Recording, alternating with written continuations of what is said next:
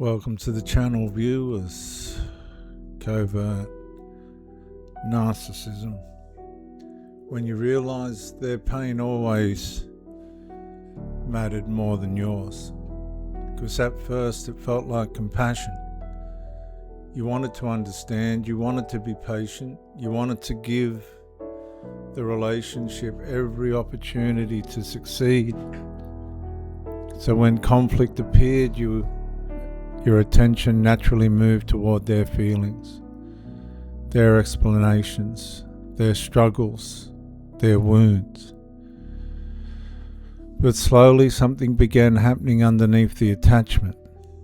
Your pain kept becoming secondary, not occasionally, consistently.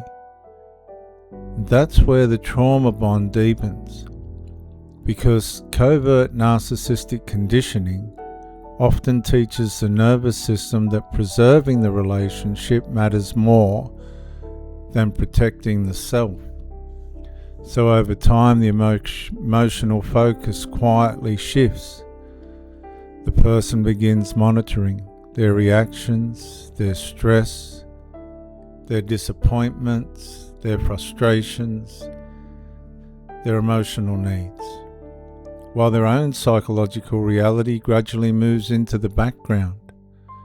Love should not require your suffering to become emotionally invisible, but eventually it can, especially after repeated cycles of emotional withdrawal, blame reversal, intermittent warmth, emotional validation, invalidation, guilt activation, and temporary reconciliation have trained the nervous system to prioritize attachment over self-preservation. And that creates a devastating contradiction. The person feels hurt, then immediately feels responsible. They feel exhausted, then immediately minimize it. They feel emotionally unsafe, then begin focusing on how their honesty might affect the other person. And slowly the attachment starts reorganizing emotional reality itself. Their pain becomes urgent, your pain becomes negotiable, and that's the captivity. Because eventually the relationship no longer requires direct control. The conditioning teaches the person to emotionally abandon themselves automatically. And trauma bonds survive when self-sacrifice starts feeling like love. And over time, this becomes difficult to recognize.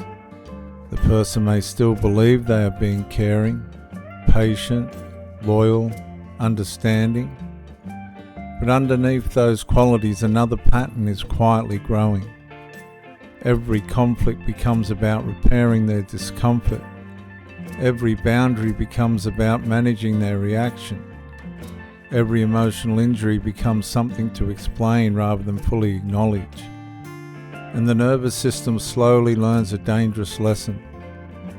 Keeping the relationship emotionally stable matters more than remaining emotionally whole. And that lesson changes everything, because eventually the person stops asking, "Why am I hurting?" and starts asking, "How can I stop them hurting?" Even when their own psychological well-being continues deteriorating and dismantling. And that's the paradox. The attachment survives, the self slowly disappears.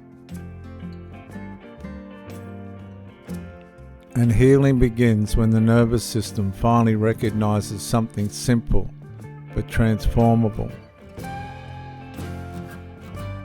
Compassion for another person should never require abandonment of yourself, because love does not ask one person to become emotionally invisible so the other can remain emotionally comfortable.